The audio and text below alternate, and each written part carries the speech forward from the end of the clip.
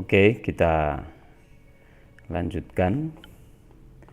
Jadi fungsi uang ini selanjutnya bisa memberi pengetahuan dan informasi.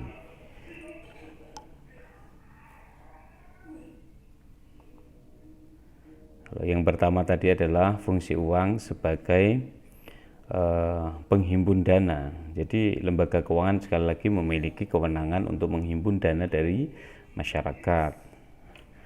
Kemudian yang kedua, fungsi lembaga keuangan sebagai pemberi pengetahuan dan informasi. Jadi maksudnya di sini adalah lembaga didirikan untuk melaksanakan tugas sebagai ahli analisa kredit dan ekonomi yang tidak dapat dilaksanakan sendiri oleh nasabah. Jadi bank ini harus memberi fungsi sebagai pemberi pengetahuan dan informasi.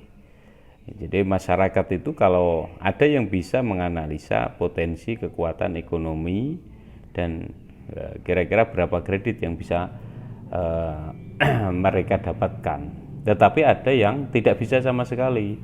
Maka ketika tidak bisa itu sudah menjadi satu kewajiban bank untuk memberikan analisanya. Jadi biasa kalau misalnya kemudian masyarakat itu ingin pinjam uang, itu kalau bisa itu pinjamannya yang banyak. Syukur-syukur agunannya sedikit atau tidak ada. Itu normalnya mungkin kebiasaan masyarakat berpikirnya seperti itu. Banyak yang berpikir seperti itu. Tetapi kemudian bank tidak boleh serta-merta keinginan dari nasabah itu dikasih. Maka mereka atau bank, lembaga keuangan bank itu harus memberikan pengetahuan dan informasi. Oh Pak, ini aktivitas ekonomi jenengan, pendapatan harian sekian misalnya, kemudian ada agunan sekian, ketika Bapak ngambil dana sekian, maka ini tidak bisa. Kemudian Bapak ketika pendapatannya sekian, ngambil kredit sekian, kemudian mau diambil dalam berapa tahun, boleh. Nah, tentunya ada dasar-dasar analisanya. Maka penting untuk memberikan pijakan analisis kredit bagi nasabah. Dan hampir semua lembaga keuangan baik bank bukan bank ini memiliki analisis kredit misalnya.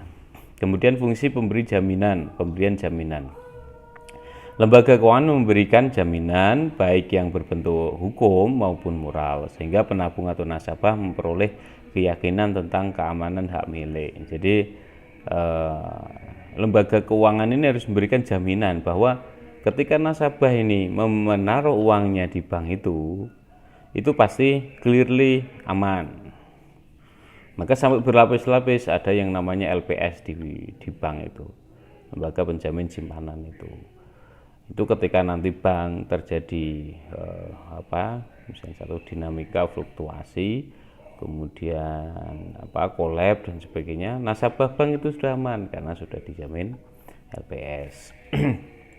Ini bagian dari memperkuat fungsi bank untuk pemberian jaminan. Jadi secara hukum, konstruksi hukum ini juga sudah memberikan rasa keamanan bagi nasabah. Secara moral juga memberikan garansi moral kepada nasabah bahwa ketika Anda menabung atau melakukan aktivitas dengan bank itu dijamin aman. Ini penting untuk fungsi bank dan ini perlu dijalankan. Kemudian yang berikutnya fungsi likuiditas. Fungsi ini dimaksudkan agar nasabah mempunyai keyakinan bahwa dana yang disimpan tersebut akan dikembalikan pada saat dibutuhkan oleh pemiliknya atau pada saat jatuh tempo. Ini penting. Maka bank ini harus membuat satu analisa, kemudian membuat strategi agar fungsi likuiditas bank ini tidak terganggu. banyak kejadian ketika bank itu tidak dimanage dengan baik, itu kemudian ada problem likuiditas. Contoh misalnya ada satu nasabah mau mengambil uangnya, entah deposito untuk tabungan, ternyata uang itu tidak tersedia di bank. Nah ini problem likuiditas. Seharusnya bank ini harus bisa menjamin fungsi likuiditas ini. Jadi ketika mengambil deposito misalnya dengan ketentuan yang sudah disepakati, oke, saatnya saya tarik uangnya misalnya. Nah ini bank ada